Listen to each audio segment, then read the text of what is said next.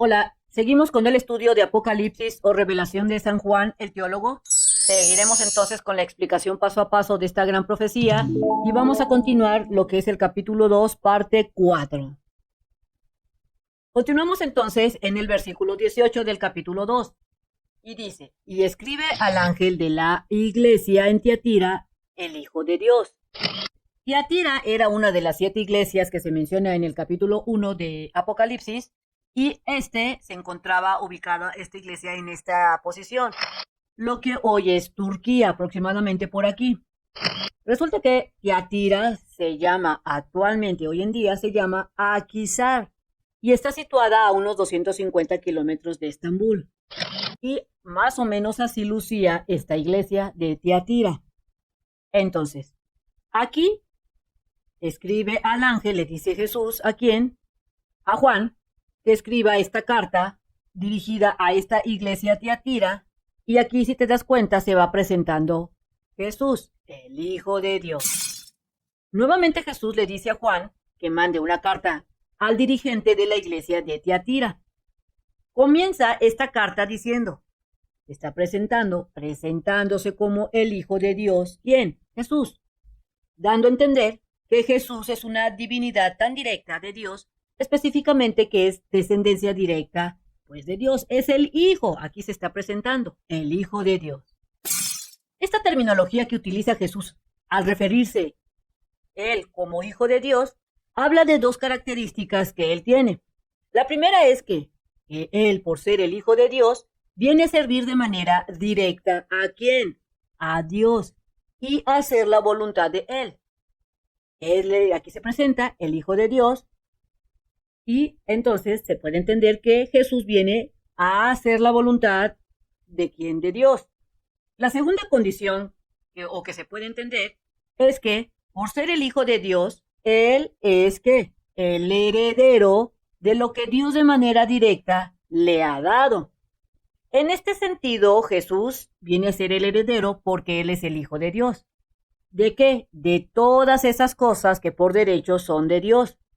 Y tal vez tú te preguntes, bueno, ¿en dónde dice que las cosas de Dios son o se le fueron dadas al Hijo de Dios? Lo podemos encontrar en varias partes de la Biblia, pero aquí te voy a mencionar que en el Antiguo Testamento, en el libro de Daniel, capítulo 7, del versículo 13 y 14, ahí lo menciona. Entonces podemos darnos cuenta desde antes de que Jesús viniera aquí a la tierra como hijo de hombre para ser el Cordero de Dios, ya se le había dado todas estas cosas a Jesús. Aquí está, este es el libro de Daniel, capítulo 7, versículo 13, que dice, miraba yo en la visión. ¿Quién es el que estaba mirando en esta visión? Era el profeta Daniel. Miraba yo en la visión de la noche, y he aquí en las nubes del cielo venía uno como el Hijo del Hombre. El Hijo del Hombre es ¿quién? Jesús, que vino hasta el anciano de días antiguamente, y hoy también se le conoce a Dios como el anciano de días. Es decir, que el Hijo del Hombre se dirigió hacia Dios y le hicieron acercarse delante de él. Y él le fue dado dominio y gloria y reino, y todos los pueblos, naciones y lengua le servían. Su dominio es un dominio eterno que no terminará y su reino no será destruido. Si te das cuenta aquí, Dios le hereda todas estas cosas ¿a quién? A Jesús. Continuando entonces dice, escribe al ángel de las iglesias en Tiatira, el Hijo de Dios, el que tiene ojos como llama de fuego y pies semejantes al bronce bruñido, dice esto. Aquí Jesús se describe, él se está describiendo, el que tiene ojos como llama de fuego y pies semejantes al bronce bruñido. Entonces Jesús se está describiendo como algo supremo, algo divino, haciendo referencia a sus ojos que son como llamas de fuego. Esto hace referencia de que por medio de su mirada, él puede escudriñar. Recordemos que en diferentes partes de la Biblia se menciona que Dios, cuando emita el juicio, los va a pasar por el fuego, y el fuego es el que prácticamente va a ver qué tan bueno o qué tan malo se va a, como quien dice, a pulir. Entonces aquí Jesús menciona que él tiene su mirada como llamas de fuego. Entonces, él puede, con esa mirada, puede escudriñar totalmente, pudiendo ver hasta lo más escondido que hay en la gente, y que él podrá detectar eso malo que no es de su agrado y que tampoco es del agrado de Dios. Y que él quiere que se cambie eso que no es del agrado de Dios y que se dé ese arrepentimiento, ese cambio. También aquí cuando dice que tiene pies semejantes al bronce bruñido, dice esto, es decir, que su pisada es fuerte y donde él se dirige es lo que se va a hacer. Continuando en el versículo 19 dice, yo conozco tus obras y tu caridad y tu servicio y tu fe y tu paciencia y que tus obras postreras son más que las primeras. Si te das cuenta, aquí está escudriñando Dios tanto a la iglesia de Tiatira y actualmente está dirigido al cuerpo de creyentes que Él conoce tanto nuestras obras, nuestras caridades, los servicios que hemos dado, nuestra fe y nuestra paciencia. Y que tus obras postreras, o sea, nuestras últimas obras o aquellas personas que lo siguen, Él conoce que tus obras son más que las primeras obras, es decir, que ha habido una mejora. Aquí Jesús menciona que Él conoce las obras de los miembros de esta iglesia. Actualmente se puede interpretar que Jesús conoce nuestras obras de cada una de las personas que lo siguen y también de las que no lo siguen. Conoce Jesús las obras de cada quien. También conoce nuestra caridad y todos los hechos y obras positivas que hemos realizado. Menciona que son más prósperas o más beneficiosas las últimas obras que hemos hecho. Prácticamente aquí se está dirigiendo al cuerpo de creyente, a estas personas que lo siguen, que ha visto que ha habido mejoras. Es decir, que Jesús se da cuenta de todos esos cambios positivos que se han tenido como cuerpo de creyente y que son buenos y que son de su agrado. Continuando entonces en el versículo 20, dice, pero tengo unas pocas cosas contra ti. Si te das cuenta, primero en el versículo 19 te anima a que tú sigas, pero luego en este versículo te dice que hay algo que no le parece. Hay unas pocas cosas contra ti, que toleras que esa mujer, Jezabel, es decir, que se está tolerando a esa mujer Jezabel. Tal vez tú te preguntes, ¿pero quién es Jezabel? Jezabel, se menciona a esta mujer llamada Jezabel. Esta mujer es conocida en épocas pasadas, es decir, que es una mujer que sí existió en la tierra e inclusive tuvo un grado de importancia, porque proviene directamente del mal. Muchos conocen a Jezabel como si fuera prácticamente la maldad pura. Es decir, era conocida porque realizó cosas muy malas y gustaba de hacer todas las cosas que Dios no ve con agrado. ¿Quién era Jezabel? Jezabel fue una incrédula porque no creía en Dios, era violenta y fue esposa del rey Acab.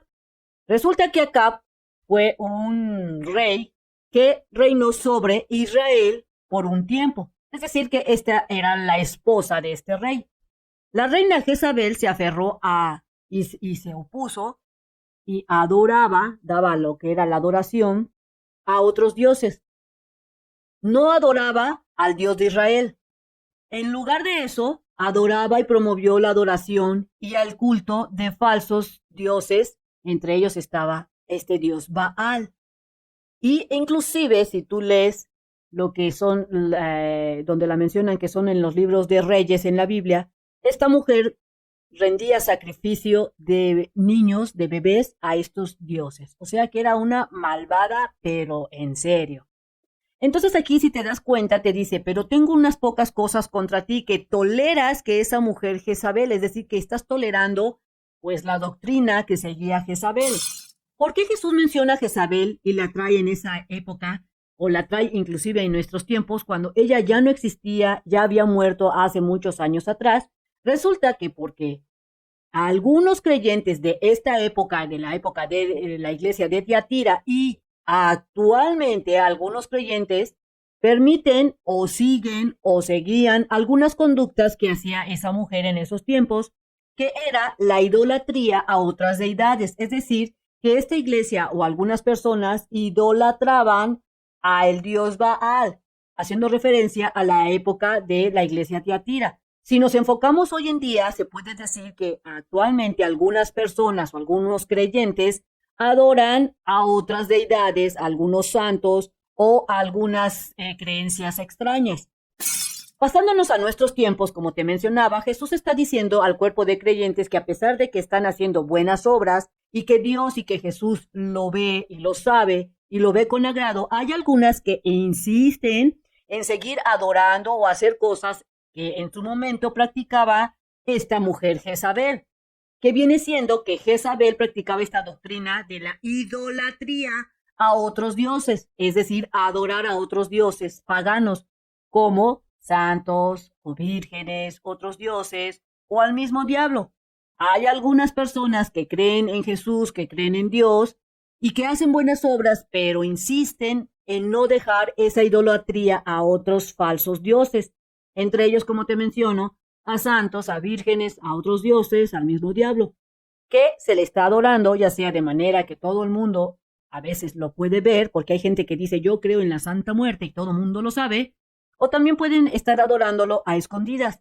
Y ese comportamiento Dios, Jesús, no lo tolera ni lo ven con agrado, y sí lo saben. Dios sabe, Jesús sabe que lo haces, por eso lo está mencionando en el Apocalipsis. Continuando entonces dice, pero tengo unas pocas cosas contra ti, que toleras que esa mujer Jezabel, que se dice profetiza. Al mencionar esta frase que se dice profetiza, donde Jezabel se dice profeta, hace referencia de que hay personas que se dicen profetas. Es decir, ellos dicen que son personas en donde pues reciben mandatos directamente de Dios. Hay personas hoy en día, así como antiguamente las había, que dicen que reciben conocimiento directo de Dios, que Dios les habla. O dicen algunos falsos profetas que son personas que pueden discernir de manera divina pasajes de la Biblia siendo contrarios a lo que Dios dice. Es decir, estos falsos profetas tuercen o malinterpretan a su modo la Biblia. Pero en la realidad estas personas son unas defraudadoras y son idólatras a otras deidades y lo único que buscan es que el cuerpo de creyente peque al hacer que las personas adoren a dioses y caigan o las confunden. Puede ser que no adoren a otros dioses, pero las confunden, confundiéndolas, haciendo que realicen actos que no son dignos ni del agrado de Dios. Veamos algunos ejemplos. Hay algunas personas actualmente que se dicen profetisas o que se dicen los rabinos o los maestros o los padres o los pastores que a lo mejor te dicen que adores a la Virgen María, porque ella fue la madre carnal de Jesús y por ese simple hecho debes adorarlo. Cuando si leemos la Biblia, en ningún momento Jesús mencionó que se le adorara a la Virgen María. Hay que respetarla, pero no adorarla. También te dicen algunas personas o profetas o rabinos o maestros, padres, etcétera, que entregues a tu hija de 15 años para que sea la segunda esposa del dirigente o del potentado. Es decir, algunas personas se pasan de mala onda, de mala leche y dicen este tipo de cosas de que entrégame a tu hija o a tu hijo porque así Dios lo quiere, cuando en realidad solamente están engañando. Entonces, ¿qué se tiene que hacer en estos casos cuando alguien nos dice que es un profeta o que es una persona que tiene poderes especiales y que Dios le habla y que tiene ese poder de discernimiento espectacular porque según esa persona es sumamente divino? Lo que nos dice Jesús en este caso es que se tiene que actuar con discernimiento. Es decir, tenemos que ser prudentes. Se tiene que corroborar bíblicamente que lo que ellos dicen es de verdad. No porque Él dice que viene de Dios, tenemos que creerle todo. No, hay que pensar, analizar y basarnos directamente en la Biblia. Estas cosas deben de coincidir de manera perfecta con la palabra de Dios y no tratar de torcer la Biblia para que sus dichos y hechos parezcan verídicos. Hay algunas personas que se dicen profetas o se dicen conocedores o padres o pastores o llámale como quieras, en donde dicen, leen un pasaje de la Biblia y de repente se basan en un libro de historia, del Atlas o de geografía y tratan de forzar algo que no coincide. Recordemos que la Biblia se tiene que basar en la misma Biblia y no tratar de torcerla. Continuando entonces, te dice, pero tengo unas pocas cosas contra ti, que toleras que esa mujer Jezabel, que se dice profetiza, enseñe e induzca a mis siervos a fornicar y a comer cosas ofrecidas de los ídolos. Entonces, en esta parte donde este tipo de personas inducen a que los siervos forniquen y coman cosas de ídolos, aquí estos pseudo profetas o personas se dedican a qué? A engañar y provocan el pecado hacia los siervos, hacia el cuerpo de creyentes, tales como fornicar. Es decir, que la gente no solo se refiere al engaño hacia el esposo o a la esposa de manera sexual, sino que haya esa fornicación espiritual en donde se idolatre a otras deidades. Pero no solo eso, es decir, que no solo estas personas o falsos profetas hacen que se dé la fornicación espiritual, sino que también Jesús menciona que estas personas pseudo profetas o pseudo seguidores o pseudo enseñadores de Dios hacen que se peque. ¿En qué forma? Al comer o aprender cosas de otros ídolos. Ejemplo, cuando se hace una especie de ritual de tipo espiritista o de tipo brujería o algún otro tipo, y que andan ahí jugando con la comida y que, que la Virgen María lo bendiga, por dar un ejemplo, y piensan que todo es muy inofensivo y que no pasa, por dar otro ejemplo. Algunos dicen, solo estoy prendiendo una vela roja. ¿Qué puede hacerme de daño una vela roja? Y le estoy poniéndole aquí un escrito medio raro y invocando que quiero mucho amor, entre otras cosas. Pero en realidad estamos cayendo en idolatría y en brujería. También se puede entender en esta parte donde se dice que estos falsos profetas enseñan e inducen a los siervos a fornicar y a comer cosas ofrecidas de ídolos. Se puede entender que el diablo no es nada, pero nada creativo. En diferentes lecturas de la Biblia, Jesús y Dios mencionan esto. Se puede ver en el libro, por ejemplo, en el libro de Números, donde el pueblo de Israel cae en la idolatría y la fornicación. Es decir, que este hecho, desde los antiguos tiempos, se ha dado. Es decir, que el diablo siempre ha usado esta estrategia de que se engañe y se caiga en fornicación espiritual. ¿Qué hace el diablo? De que caigas en fornicación, que se ofrezcan estas ofrendas a ídolos, por lo que podemos entender que el diablo le fascina este tipo de pecado de fornicar y la idolatría. Y él lo trata de aplicar de diferentes formas este tipo de pecados. Habrá veces que trate de que tú forniques, de que caigas en idolatría, ya sea carnalmente, que engañes a tu mujer, o bien que forniques espiritualmente. O tal vez habrá otras veces que tratará el diablo de que tú caigas en idolatría, adorando a otros dioses, de manera que ni te des cuenta que lo estás haciendo. Es decir, el diablo va a tratar de que tú sigas este tipo de doctrina de Jezabel, la idolatría. Por ejemplo, tal vez empieces a idolatrar de manera que ni te das cuenta, idolatres el dinero.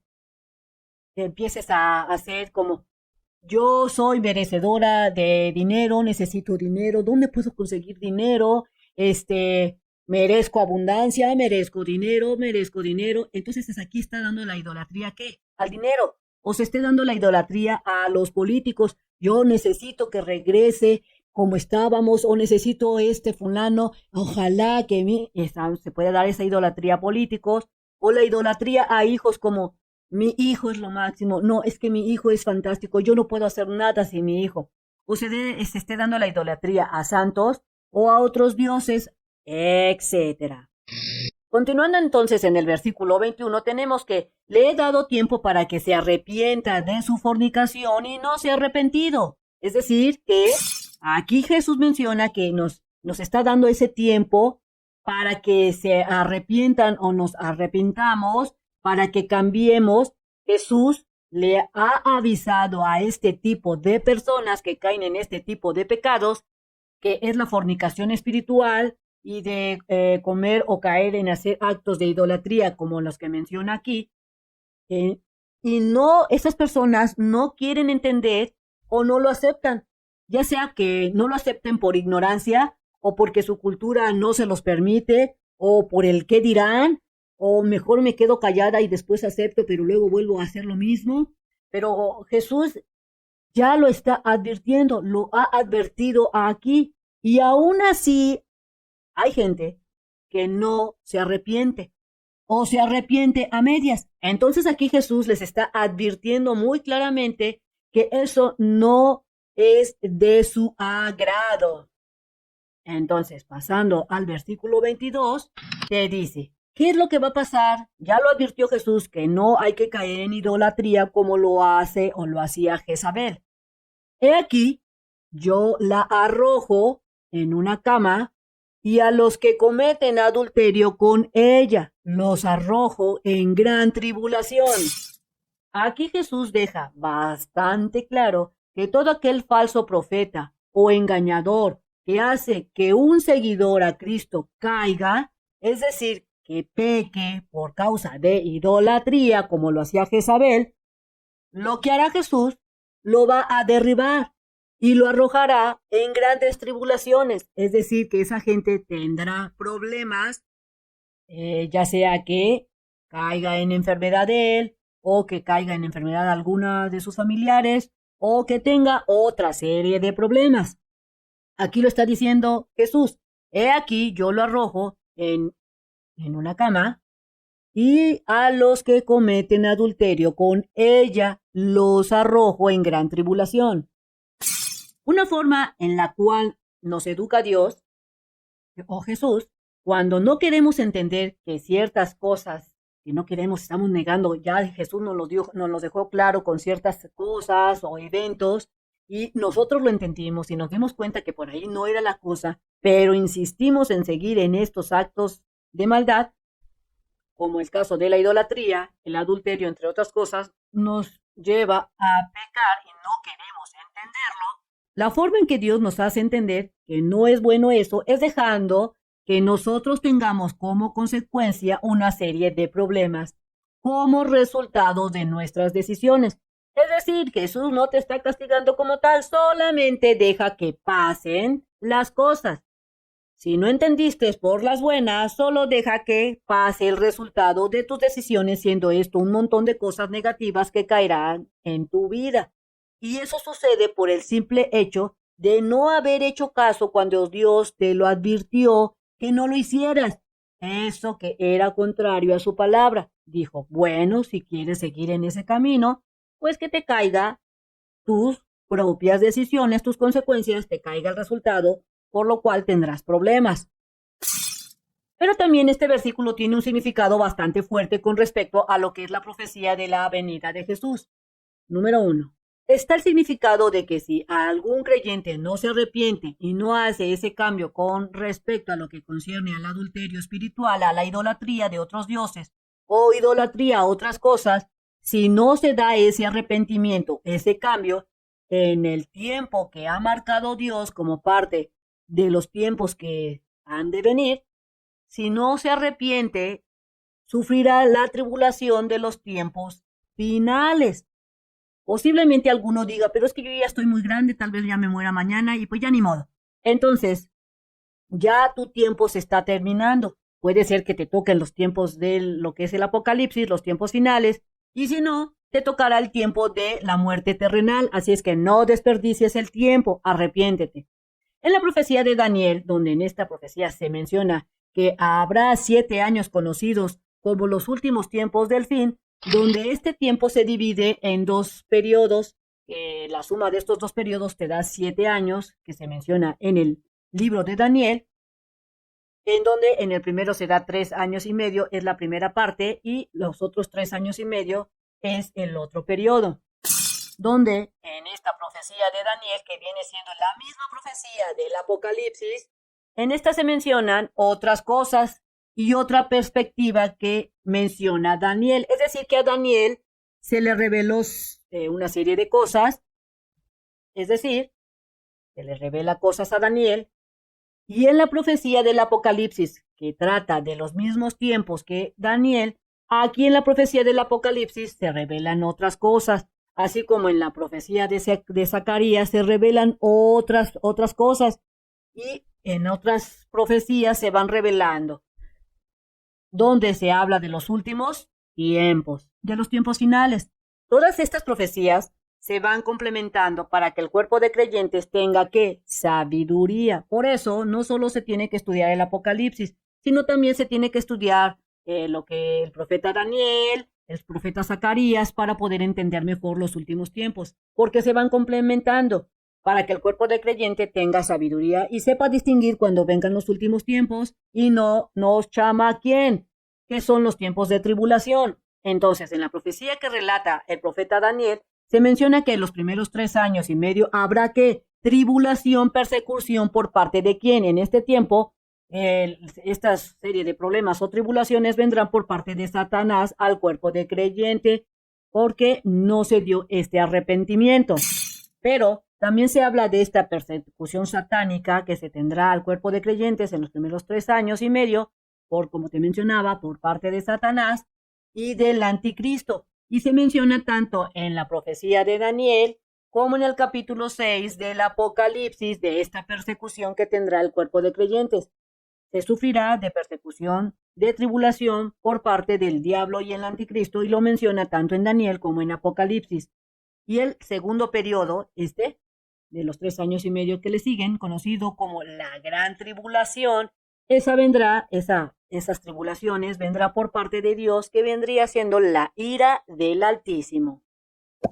Continuando entonces te dice, he aquí yo los arrojo en una cama, y a los que cometen adulterio con ella los arrojo en gran tribulación si no se arrepienten de sus obras. Aquí Jesús deja claro que si tú no te arrepientes de aquello que practican estas cosas de la idolatría de otros dioses, o de la idolatría al dinero, a los hijos, a los cantantes, a los políticos, etcétera, se entiende que no son verdaderos creyentes. Aunque tú digas, yo sí soy un creyente, y puedas engañar a todos los demás, a Jesús, a Dios no lo vas a engañar, porque no quieres ese cambio hacia la verdad de Jesús. Ese puede dominar, decir que eres una persona, un falso creyente, todas esas personas que siguen con este tipo de actos como los que hizo Jezabel.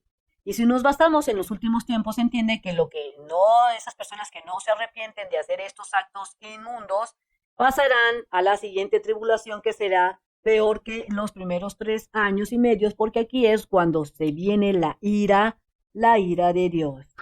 Continuando en el versículo 23 dice, y castigaré de muerte a sus hijos, y todas las iglesias sabrán que yo soy el que escudriño la mente y el corazón.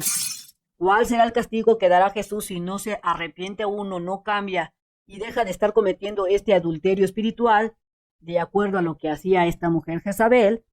¿Qué es lo que pasará? ¿Qué es lo que dice Jesús? Matará de muerte a los que se aprecian, a esas personas que apreciamos, como puede ser a los hijos, o a los compañeros, o a los amigos, o a aquellas personas que lo siguen, a esas personas que practican la idolatría. Y todos lo sabrán en la comunidad o en la iglesia, etcétera. Pero resulta que no será una muerte carnal, sino que es la muerte espiritual, la segunda muerte, la muerte eterna. Recuerda que el Apocalipsis son en los tiempos finales. También menciona que Jesús conoce, aquí te lo menciona, que yo soy el que escudriño la mente y el corazón.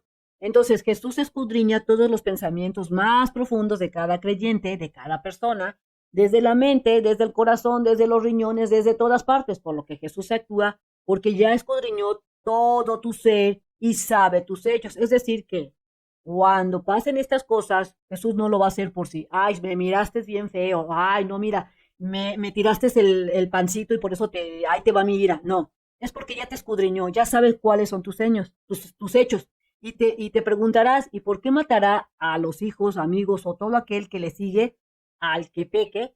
Porque muy probablemente también esa gente esté pecando con los mismos pecados, es decir, que también estén en idolatría.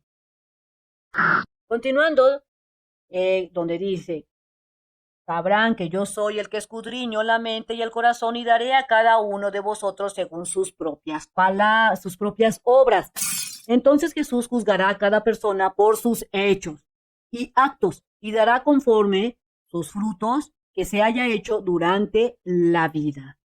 Continuando entonces en el versículo 24 dice, pero a vosotros y a los demás que están en Tiatira, es decir, si te das cuenta, no solo se dirige a Tiatira, sino a todos, pero a vosotros y a los demás que están en Tiatira, que no tienen esa doctrina, aquellos que no practican la doctrina de Jezabel, que es la idolatría a otros dioses, y que no han conocido las profundidades de Satanás, como ellos lo llaman, yo os digo, aquí Jesús se dirige a todos los creyentes que han resistido y que resisten todas las tentaciones, pero en especial a todo aquel que resiste la tentación de la idolatría. Así es que si tú eres de los que definitivamente solamente adoras a Jesús y a Dios, va dirigido esta parte de este versículo a todos que se resisten a los falsos dioses, a los idólatras, al no estar idolatrando ni al dinero, ni estar idolatrando a los hijos, actores, etcétera,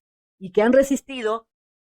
Él conoce sus hechos y sabe qué es lo que hacemos, y que todas esas personas que no han practicado ni la brujería ni la idolatría, ¿qué es lo que va a darles Jesús?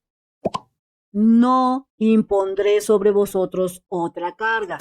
Aquí Jesús hace referencia a que aquellos que resisten a caer a estas tentaciones de la idolatría, así como los hechos o cosas que hacen aquellos que siguen a Satanás, a ellos no les exigirá más, porque lo que hacen es lo correcto, porque solo siguen a Dios y a Cristo.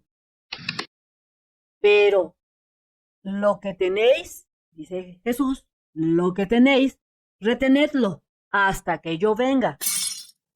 Así que Jesús dice, nos alienta, nos motiva a que sigamos así haciendo lo bueno, lo que le agrada a Dios, que es no caer en adulterio espiritual, que es idolatrar a otras deidades. Es decir, que Jesús nos dice, si tú eres de los que no caes en la doctrina de Jezabel, mantente firme. En el versículo 26 dice, y al que venciere, aquí Jesús trata de comunicar que no puedes vencer por tu propia cuenta. ¿Requieres de qué? De Dios. Requieres del Mesías, de Jesús. Requieres también del Espíritu Santo. Al que venciere y guardare mis obras hasta el fin, yo le daré potestad sobre las naciones. Dios Cristo Jesús nos está preparando para saber, es decir, que Jesús nos está preparando aquí en la tierra para saber en qué posición nos pondrá Él durante el reino milenial. Es decir, algunos serán gobernantes, otros serán jueces, otros serán policías, tal vez otras tendrán otras posiciones, como por ejemplo serán los dirigentes para construir algo, etcétera. Así que conforme se viva en esta vida terrenal, qué tan justos somos, qué tan leales somos a Él, entre otras cosas, Jesús tomará decisiones y nos dará cierta posición durante el reino milenial. Aquí lo dice, y el que venciere y guardare mis obras hasta el fin, yo le daré potestad sobre las naciones. En el 27 dice, y las regirá con vara de hierro, y serán quebradas como vasos de alfarero. Lo que está mencionando aquí Jesús es que conforme a nuestros hechos que hagamos en esta vida, Dios nos pondrá en una cierta posición, como te mencioné, para poder ser juzgadores. Y solo aquellos que son dignos de su confianza recibirá esa vara de hierro para poder quitar o poner a aquellos que no esté alineado a la voluntad en aquel reino milenial. Es decir, que esas personas en donde Jesús ponga y les dé esa vara es para que estén en constante pues seguimiento de que se haga lo correcto. Mira, aquí te lo menciona. Y las regirá con vara de hierro y serán quebradas como vaso de alfarero. Es decir, que a esa persona que se le dé esa vara, si encuentra algo que no funciona, pues qué, quebrará eso como se quiebra cuando un alfarero hace algo que no funciona, que hace un vaso que no le agrada. ¿Qué es lo que hace? Con la vara lo rompe, lo quiebra. Así del mismo modo seguirá ese mismo principio Jesús. Como también yo la he recibido de mi Padre. Aquí Jesús está haciendo referencia que como Él fue justo y obedeció y obedece a Dios, por eso Dios le ha dado esa potestad, ese poder de dirigir todo aquello que se le fue dado a Jesús, haciendo referencia que conforme a nuestros hechos que hagamos en esta vida terrenal, del mismo modo Jesús utilizará el mismo principio, como aquí te lo dice, como también yo he recibido de mi Padre. Él va a seguir el mismo principio que Dios ha usado para con él, dándole esta vara y poniéndolo la posición para gobernar o juzgar o cuidar dependiendo de nuestros hechos durante esta vida terrenal a aquellas personas que lo merezcan, que se lo hayan ganado. Y le daré la estrella de la mañana. La estrella de la mañana se hace referencia a que nos dará esa guía espiritual, ese acompañamiento, nos dará ese entendimiento para poder gobernar con Él en el reino milenial o en todo aquello que Jesús, que Dios nos quiera dar o poner en cierta posición. Por eso lo menciono aquí, le daré la estrella de la mañana, esa guía, ese acompañamiento. Y por último, y versículo muy importante, el que tiene oídos, oiga lo que el Espíritu dice a las iglesias. Toda esta explicación, lo está diciendo Jesús, va dirigida a toda aquella persona o cuerpo de creyente que quiere poner en práctica y arrepentirse de lo que se ha estado explicando, que es decirle no a la idolatría, a los falsos dioses, o decirle no a estar idolatrando situaciones como el dinero, quiero dinero, de dinero, no a la idolatría a los hijos, o no a la idolatría a actores o políticos. Así es que todo aquel que quiera escuchar, que escuche y que haga ese cambio en su vida, que es aceptar a Cristo Jesús como su Salvador y a Dios como su Padre, como sus guías espirituales. Y aquí lo está diciendo, el que tiene oído, oiga lo que el Espíritu dice a las iglesias. Es decir, que si tú quieres hacer ese cambio, pon atención, cambia para que seas uno de los personas del cuerpo de creyentes que forme parte del reino milenial que Jesús vendrá en la segunda venida, que va a poner en la segunda venida. Entonces, no dejes que entre el pecado a sus vidas y si te sirvió este video, transmítelo. Nos vemos en la siguiente enseñanza y no olvides estar leyendo tu Biblia y siempre cuestiona las cosas que te digan, que consideres que no es lo correcto, cuestiónalas, búscalas en la Biblia y no te dejes engañar. Recuerda que no importa el mensajero, sino el mensaje.